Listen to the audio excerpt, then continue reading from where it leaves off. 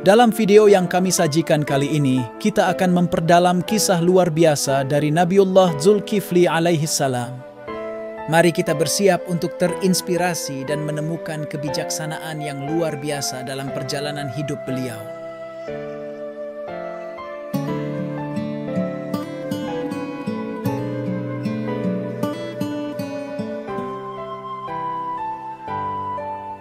Mari kita telusuri kembali kisah-kisah luar biasa dari para nabi Allah.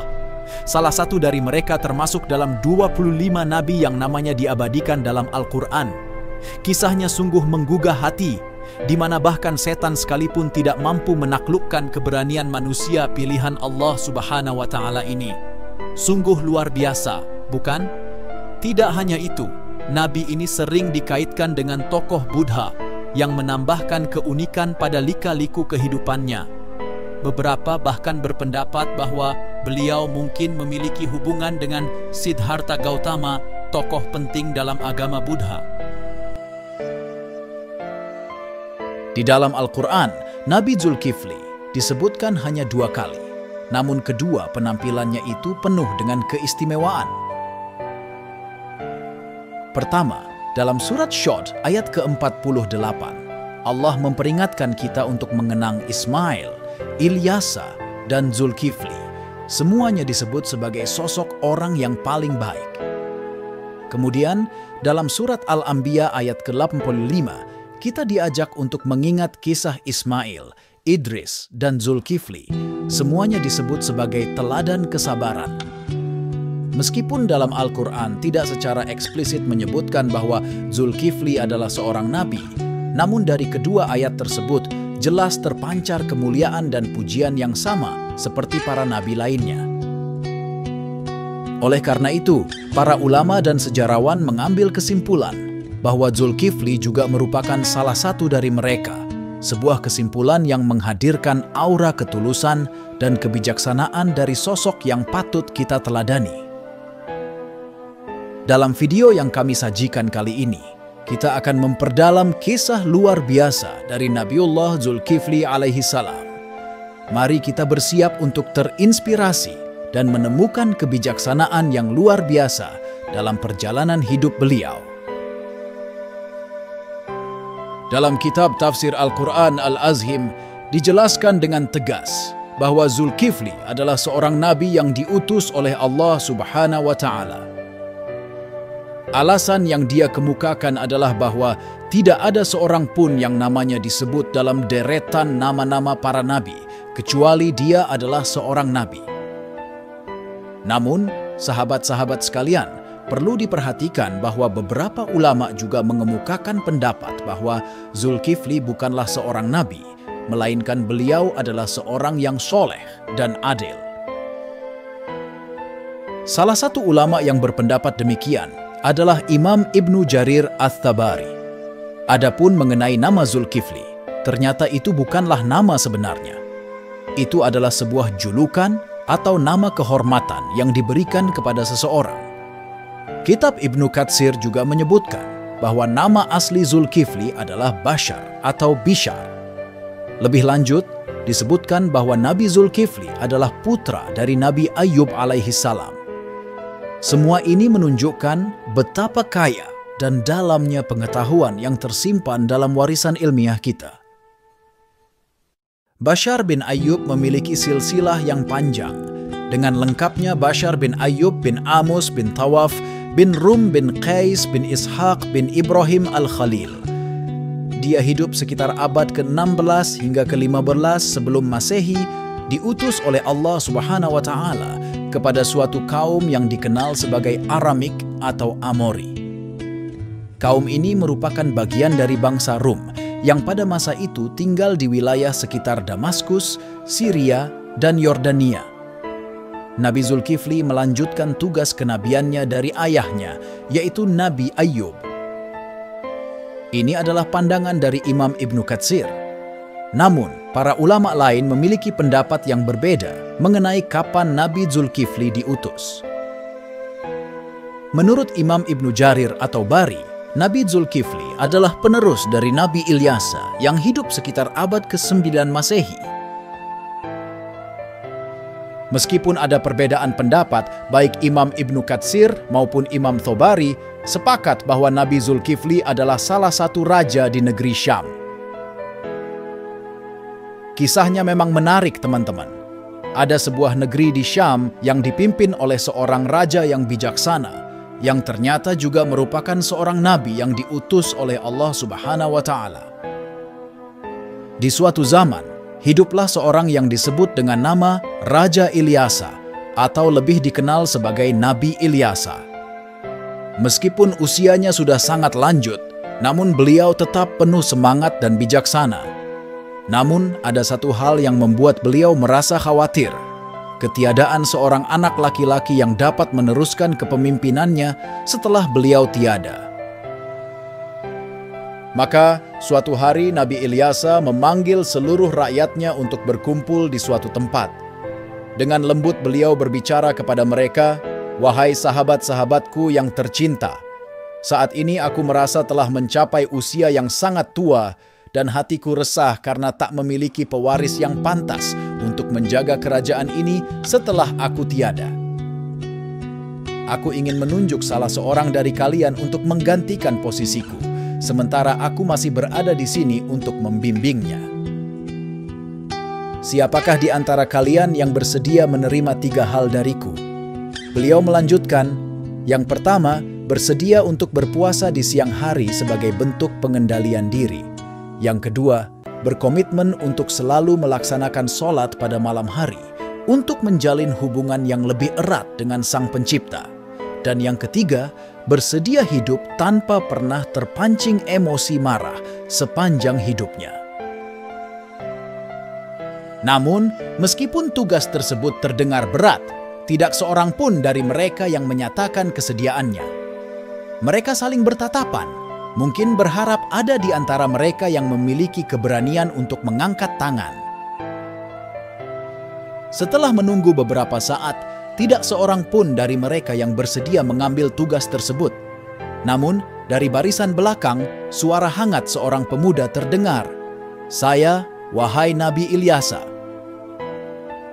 Pemuda ini bernama Bashar, yang wajahnya masih begitu muda. Nabi Ilyasa mengarahkan pandangannya ke arah Bashar dengan keheranan. "Anakku, engkau masih begitu muda. Tugas ini mungkin terlalu berat bagimu." Meskipun Nabi Ilyasa ragu, dia menolak Bashar karena usia dan pengalaman yang terbatas. Namun, pada keesokan harinya, di tempat yang sama dan di antara orang-orang yang sama, Nabi Ilyasa sekali lagi menawarkan tugas tersebut kepada kaumnya. Namun, tak seorang pun yang bersedia kecuali Bashar. Dengan tekad yang kuat, Bashar mengangkat tangannya lagi. Namun, Nabi Ilyasa kembali menolaknya dengan alasan yang sama. Hingga pada hari ketiga, dengan harapan yang lebih besar, Nabi Ilyasa sekali lagi mengulang seruannya kepada kaumnya. Dia berharap bahwa kali ini bukan hanya Bashar yang akan memberikan tanggapannya, tapi juga teman-teman sejawatnya. Di suatu waktu, hanya Bashar yang bersedia mengangkat tangan dan menyetujui segala persyaratan yang diajukan.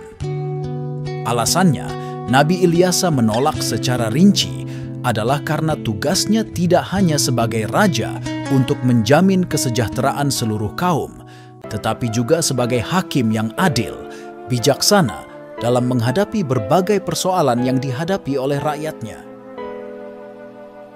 Namun, mengingat usia muda Bashar, Nabi Ilyasa merasa khawatir bahwa dia belum memiliki cukup kebijaksanaan dan keadilan.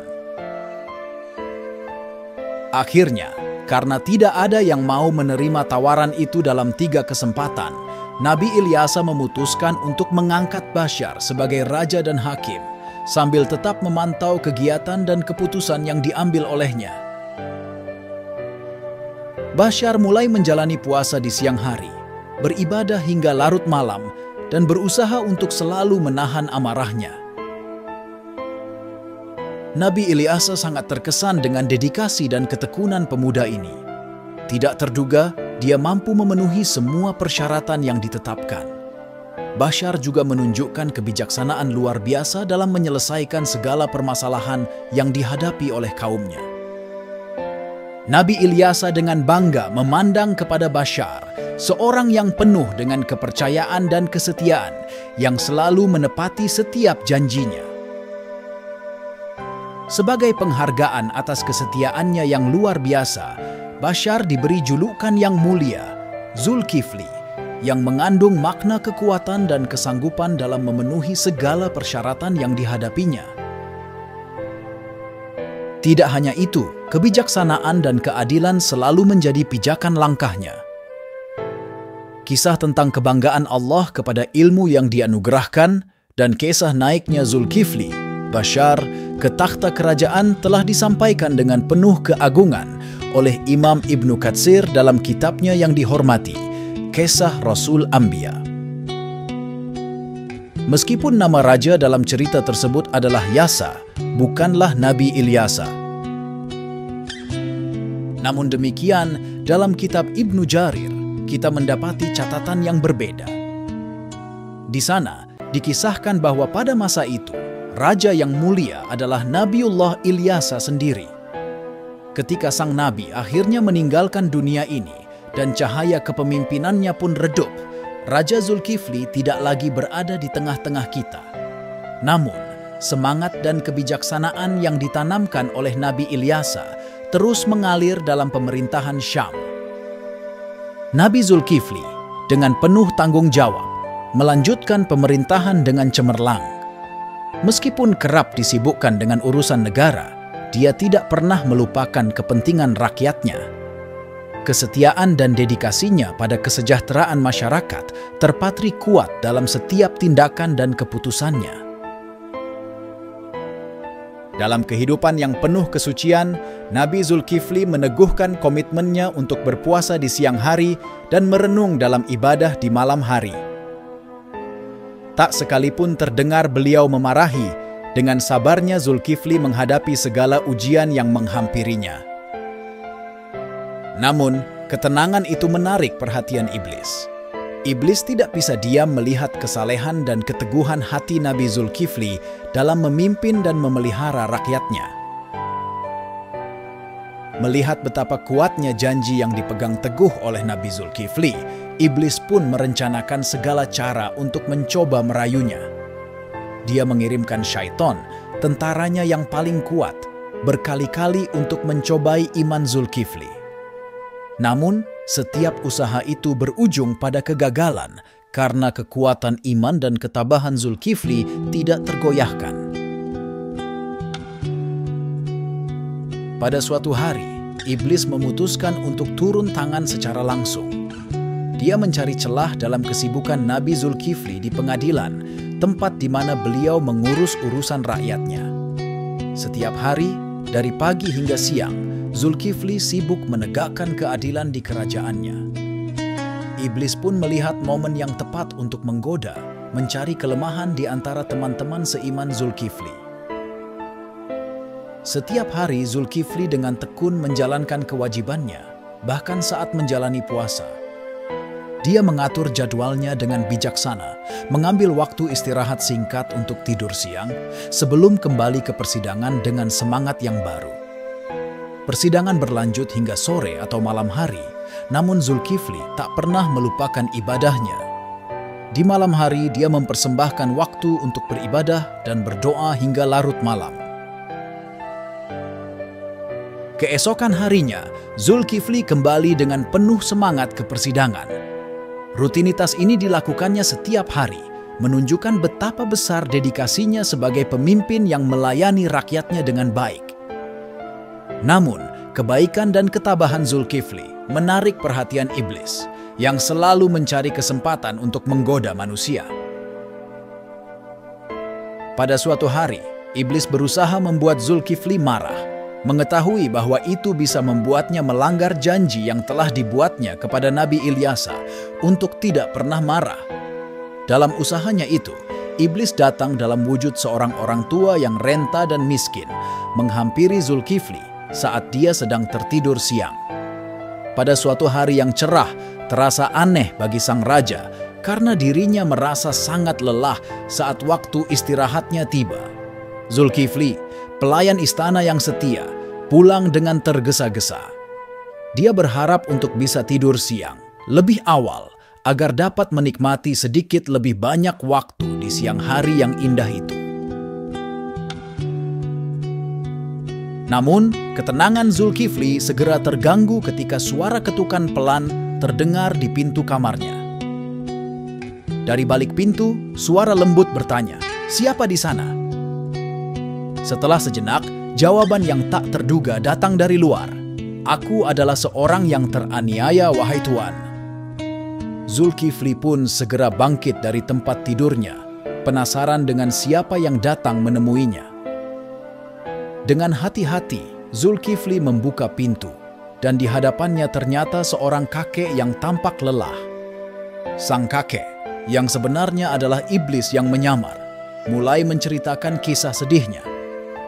"Aku dan kaumku terlibat dalam permusuhan yang tak berkesudahan. Mereka telah menyiksaku dengan kejam, membuat hidupku tak nyaman," ucapnya dengan nada sedih. Namun, ketenangan Zulkifli segera terganggu ketika suara ketukan pelan terdengar di pintu kamarnya. Dari balik pintu, suara lembut bertanya, "Siapa di sana?" Setelah sejenak, jawaban yang tak terduga datang dari luar. "Aku adalah seorang yang teraniaya, wahai Tuan." Zulkifli pun segera bangkit dari tempat tidurnya, penasaran dengan siapa yang datang menemuinya. Dengan hati-hati, Zulkifli membuka pintu, dan di hadapannya ternyata seorang kakek yang tampak lelah. Sang kakek, yang sebenarnya adalah iblis yang menyamar, mulai menceritakan kisah sedihnya. "Aku dan kaumku terlibat dalam permusuhan yang tak berkesudahan. Mereka telah menyiksaku dengan kejam, membuat hidupku tak nyaman," ucapnya dengan nada sedih. Dengan perasaan simpati, Zulkifli mendengarkan cerita iblis tersebut dengan penuh perhatian. Ia menyadari bahwa kadang-kadang kesulitan bisa datang dari tempat yang tidak terduga. Meskipun waktu istirahatnya hampir habis, Zulkifli tetap bertahan untuk mendengarkan cerita iblis itu, mencoba mencari solusi yang adil bagi semua pihak. Pada suatu siang yang cerah, sang raja yang tampaknya sudah sangat kelelahan tidak bisa menikmati istirahatnya. Gangguan datang dari seorang kakek yang ternyata adalah iblis bertopeng. Namun, kewajiban mendesak menunggu. Zulkifli harus kembali ke persidangan untuk menyelesaikan urusan kaumnya. Dengan lembut sang raja berujar kepada sang kakek, "Wahai paman, aku mohon maaf, tapi bisakah engkau menunda ceritamu untuk saat ini? Aku harus segera ke persidangan. Mohon bergabunglah nanti sore. Aku akan memberimu bantuan yang kau perlukan." Tanpa ragu, Zulkifli kembali ke tempat persidangan untuk melanjutkan tugasnya sebagai hakim. Waktunya berlalu dengan lancar, tapi sore pun tiba tanpa kehadiran sang kakek. Dengan harapan dan kesabaran, Zulkifli menantikan kehadiran sang kakek hingga gelap. Namun, sayangnya, kakek tersebut tidak kunjung muncul. Dengan hati yang sedikit kecewa, Zulkifli memutuskan untuk pulang ke rumahnya. Zulkifli duduk dengan penuh pikiran, merenung apakah kakek tua itu akan menghadiri majelis agamanya besok pagi bersama teman-teman seiman. Keesokan harinya, dengan penuh semangat, Nabi Zulkifli kembali mengambil tempatnya di majelis, siap untuk memberikan keputusan yang adil bagi kaumnya. Namun, dengan harapan yang menguap, kakek tua yang dinantikan tak kunjung muncul. Tiba saatnya bagi Zulkifli untuk beristirahat. Dengan hati yang sedikit kecewa, dia menutup sementara majelisnya untuk beristirahat siang di rumahnya. Saat dia hampir memasuki alam mimpi, terdengar ketukan di pintu yang sama sekali tak diinginkan. Ketika pintu terbuka, ternyata yang berdiri di sana adalah kakek yang sebelumnya tidak datang. Zulkifli mengundangnya masuk dengan sopan. Dengan suara lembut, dia menyampaikan, "Wahai paman, tidakkah aku katakan kemarin untuk datang saat aku sedang di majelis? Di sana, aku akan dengan senang hati membantu menyelesaikan masalahmu. Namun, iblis yang kembali berperan memutuskan untuk mengganggu Zulkifli, mengalihkan perhatiannya dengan cerita panjang lebar. Hari-hari istirahat Zulkifli terganggu. Sudah 2 kali berturut-turut beliau diusik. Kemudian, dengan penuh kebaikan, Zulkifli memanggil kakek itu. "Wahai paman yang terhormat, akan sangat berbahagia jika engkau dapat bergabung di majelisku sore ini. Aku menantikan kedatanganmu di sana untuk membantu menyelesaikan masalahmu." Setelah kakek itu pergi, Zulkifli kembali ke tempat persidangannya. Meskipun raut wajahnya tampak lelah dan matanya hampir terpejam karena kelelahan, Zulkifli tetap semangat.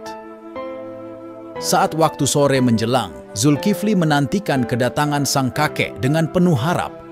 Namun, kakek tua tersebut belum juga muncul. Dalam ketenangan hatinya, Zulkifli memohon kepada Allah Subhanahu wa Ta'ala agar memberinya kesabaran agar tidak terpancing emosi.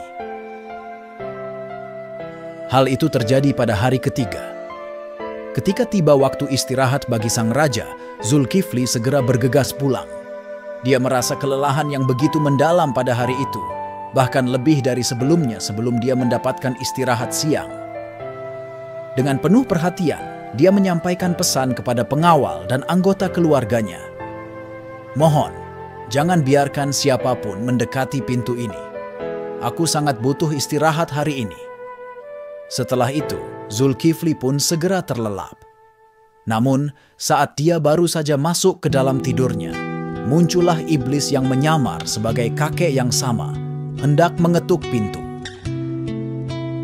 Namun, pada saat itu, kakek itu dihadang oleh penjaga pintu dengan sopan. "Maafkan saya, Paman," ucapnya lembut. "Raja sedang beristirahat. Beliau sangat menghargai ketenangan saat ini." Kemudian dengan ramah kakek itu menjawab, "Tidak mengapa, saya telah membuat janji dengan sang raja untuk bertemu hari ini." Meskipun penjaga pintu tetap kukuh, tetapi dengan lembut ia meminta kakek itu untuk menunggu. Saat istirahat sang raja berakhir, iblis tidak dapat berbuat apa-apa lagi. Dengan hati yang kecewa, dia pun pergi. Namun, dia melihat sebuah lubang di atas kamar sang raja. Dengan penuh kecerdikan, ia memanjat dan masuk ke dalam kamar itu. Iblis melihat Zulkifli tertidur dengan tenang. Dengan niat jahat, iblis membangunkan sang raja. Zulkifli terbangun dan bertanya dengan lembut, "Paman, mengapa kau ada di sini di kamarku? Aku telah memintamu untuk menemuiku di persidangan, bukan?" Hampir saja Nabi Zulkifli marah. Namun dengan penuh kebijaksanaan, beliau menahan amarahnya. Melihat Zulkifli tidak marah, iblis merasa putus asa. "Wahai raja," ucapnya dengan nada penuh keputusasaan, "coba lihat aku. Apakah engkau tidak mengenali siapa aku?" Zulkifli memperhatikan kakek itu dengan seksama. Kemudian dengan tegas, beliau berkata, "Engkau pasti adalah musuh Allah." Kakek itu menjawab dengan suara yang rendah, "Iya, benar. Engkau membuatku merasa tak berdaya dalam segala hal."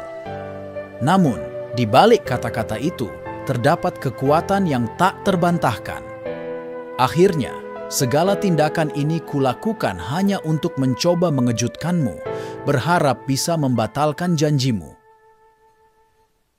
Namun, dengan kebijaksanaannya, Nabi Zulkifli menunjukkan kedamaian hatinya, bahkan dalam situasi yang penuh tantangan. Saat memimpin kerajaannya, beliau tidak selalu menikmati kebahagiaan dan kemakmuran. Allah Subhanahu wa Ta'ala menguji beliau dengan berbagai cobaan, termasuk dari kaumnya sendiri. Beberapa dari mereka menentangnya dan bahkan berupaya memberontak. Mereka berusaha menghancurkan kerajaan Nabi Zulkifli dan menariknya dari tahtanya. Namun, dengan keteguhan hati, Nabi Zulkifli menghadapi tantangan tersebut.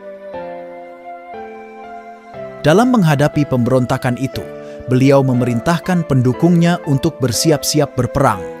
Meskipun sebagian besar dari mereka merasa takut akan bahaya di medan perang, keberanian mereka pun akhirnya bersinar. Mereka memilih untuk berdiri bersama Nabi Zulkifli, siap menghadapi segala cobaan demi tegaknya kebenaran dan keadilan. Karena situasi yang mendesak, pasukan yang dipimpin oleh Zulkifli sangat terbatas jumlahnya. Menghadapi pemberontak, kemungkinan kekalahan tampak begitu besar bagi Zulkifli dan pasukannya. Namun, dalam saat yang genting itu, kelompok non-kombatan dari kaumnya mengemukakan syarat yang terkesan mustahil. Mereka ingin jaminan keselamatan mutlak saat terlibat dalam pertempuran. Tanpa ragu, Nabi Zulkifli memohon pertolongan kepada Allah Subhanahu wa Ta'ala. Beliau dengan penuh keyakinan berdoa agar keselamatan diberikan kepada setiap individu dalam kaumnya saat mereka menghadapi para pemberontak. Dan tentu saja, sahabat-sahabat, doa dari seorang nabi selalu dikabulkan oleh Allah Subhanahu wa Ta'ala. Maka, pertempuran yang hebat pun terjadi, di mana pasukan Zulkifli yang terdiri dari rakyat biasa menghadapi pasukan pemberontak. Namun, di tengah ketegangan itu, Allah Subhanahu wa Ta'ala menurunkan kasih-Nya. Tak seorang pun dari pasukan Nabi Zulkifli kehilangan nyawanya dalam pertempuran itu.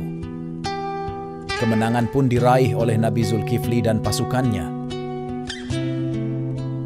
Menurut ajaran ulama, selain memiliki kesabaran yang luar biasa, doa Nabi Zulkifli alaihi salam dalam perang tersebut dianggap sebagai salah satu mukjizatnya. Beberapa waktu setelah perang, kerajaan yang dipimpin oleh Nabi Zulkifli merasa damai dan sejahtera. Hal ini tak lepas dari kepemimpinan yang adil dan bijaksana dari sang raja, yang hidup dengan sederhana dan selalu memperhatikan kesejahteraan rakyatnya. Dalam kitab tafsir, ada pandangan dari Imam dan Bari yang meyakini bahwa Nabi Zulkifli adalah penerus dari Nabi Ilyasa. Namun, ada juga pandangan lain dari beberapa ulama yang menganggap bahwa Nabi Zulkifli adalah sama dengan Nabi Yehezkiel atau Nabi Hi. Kisah Nabi Zulkifli atau yang dalam beberapa cerita disebut Nabi Yehezkiel pernah kita bahas dalam sebuah video sebelumnya. Nabi Zulkifli meninggal di Babilonia dan dimakamkan di tempat yang dikenal sebagai Al-Kifel di Irak. Abdullah Yusuf Ali dalam The Holy Quran menyatakan bahwa Kifli adalah bentuk Arab dari Yehezkiel dalam bahasa Ibrani. Sehingga menurut pandangan ini, Zulkifli bukanlah julukan, melainkan nama asli. Terlepas dari perbedaan pandangan, ulama-ulama seperti Bahri, Ibnu Katsir, Ibnu Ishaq, dan Ibnu Qutaibah memandang Yehezkiel sebagai seorang Nabi Allah. Bahkan dalam kitabnya Qisasul Anbiya, Ibnu Katsir mengisahkan dua cerita yang berbeda tentang Nabi Zulkifli dan Nabi Yehezkiel, menunjukkan bahwa kisah Zulkifli dan Yehezkiel adalah dua cerita yang terpisah. Di sini kita akan menjelajahi debat yang panjang mengenai identitas Zulkifli yang disebut-sebut sebagai sosok Buddha, Siddhartha Gautama, tokoh yang dihormati sebagai pendiri agama Buddha. Siddhartha Gautama diyakini hidup antara abad ke-6 hingga ke-4 sebelum Masehi. Terdapat beragam pandangan mengenai identitas Buddha. Ada yang berpendapat bahwa Buddha adalah Nabi Zulkifli, sementara yang lain menyatakan bahwa ia adalah Nabi Idris. Bahkan, ada juga yang berpendapat bahwa Buddha adalah Nabi Khidir. Pandangan ini didasarkan pada persepsi bahwa kata Kele dianggap sebagai bentuk Arab dari kata Kapil, singkatan dari Kapilavastu, ibu kota Sakya dan tempat tinggal Siddhartha Gautama sebelum meninggalkan istana. Pendapat mengenai identitas Buddha sebagai Zulkifli telah disebutkan oleh Hamid Abdul Qadir dalam karyanya Buddha the Great His Life and Philosophy. Beliau menyimpulkan bahwa prinsip-prinsip hidup yang dijalankan oleh Nabi Zulkifli memiliki kesamaan dengan filosofi hidup yang diajarkan oleh Siddhartha Gautama. Pendapat ini juga diperkuat oleh ahli tafsir bernama Al-Qasimi yang menafsirkan surat At-Tin dalam Al-Quran. Dalam ayat ini, Allah bersumpah demi buah tin dan zaitun, demi gunung Sinai, dan demi negeri Mekah yang aman. Allah menyatakan bahwa manusia telah diciptakan dalam bentuk yang sebaik-baiknya. Di antara sumpahnya, Allah menyebut pohon At-Tin yang diyakini sebagai tempat di mana Buddha menerima wahyu dan menjadi rasul, yang kemudian membawa lahirnya agama Buddha. Ayat selanjutnya menyebut pohon Al-Zaitun, di mana Isa diangkat menjadi nabi dan rasul, menyebabkan munculnya agama Kristen. Sementara itu, ketika Allah bersumpah dengan Bukit Sinai, kita diingatkan akan peristiwa penting di mana Nabi Musa menerima mandat ilahi untuk menyelamatkan Bani Israel, dan dari sinilah muncul agama Yahudi.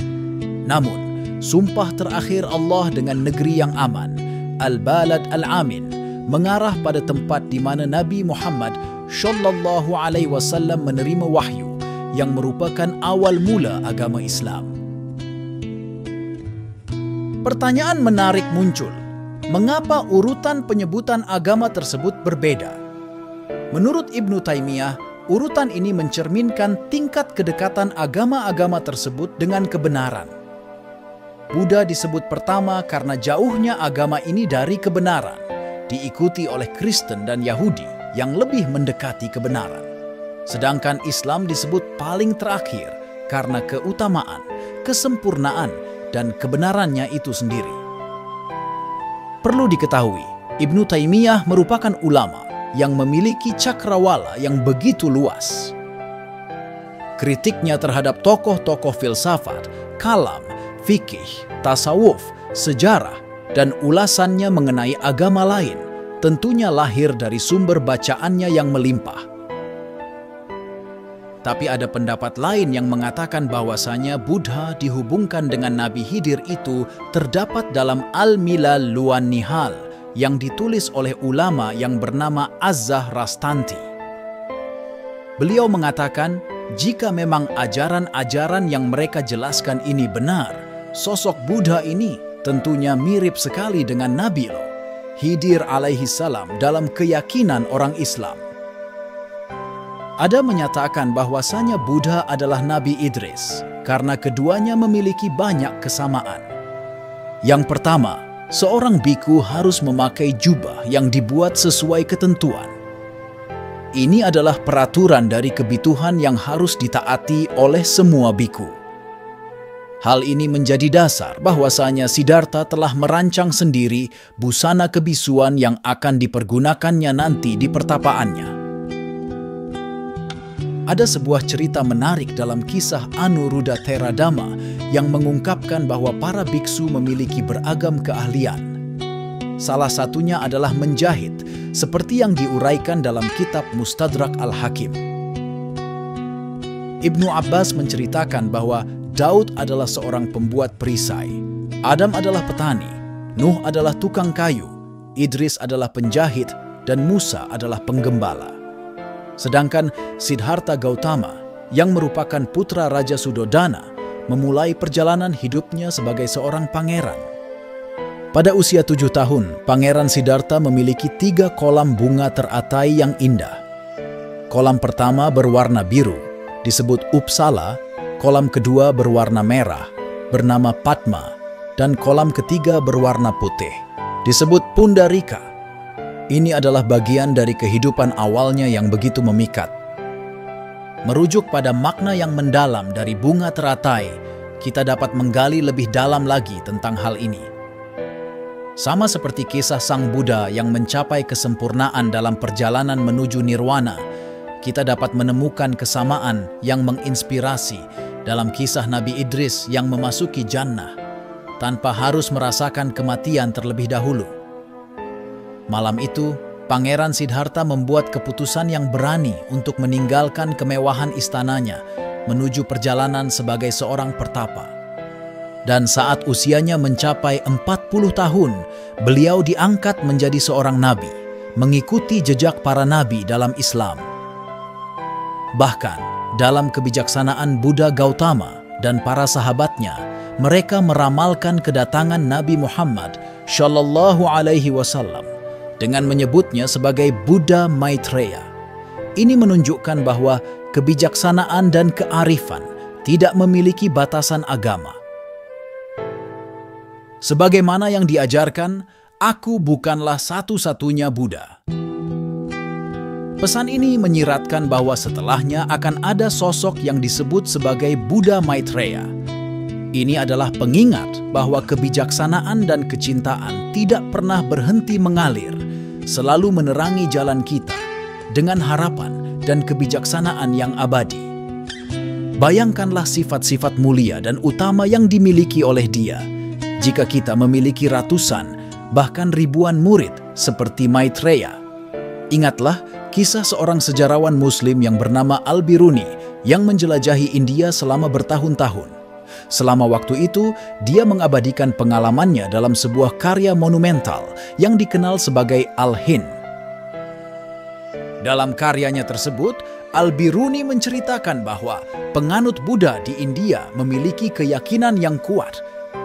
Mereka tidak menganggap Buddha sebagai Tuhan, melainkan sebagai seorang nabi yang dihormati. Ini merupakan wawasan yang menarik, bukan? Semoga kita semua bisa belajar lebih banyak dari kisah-kisah yang inspiratif seperti ini. Semoga kisah ini memberikan manfaat bagi kita semua. Jika ada kekurangan atau kesalahan, saya mohon maaf yang sebesar-besarnya. Kita percaya bahwa kebenaran datang dari Allah Subhanahu wa Ta'ala, sementara kesalahan adalah bagian dari manusiawi. Sampai jumpa di kisah-kisah seru berikutnya yang syarat makna. Terima kasih dan selamat beraktivitas. Wassalamualaikum warahmatullahi wabarakatuh.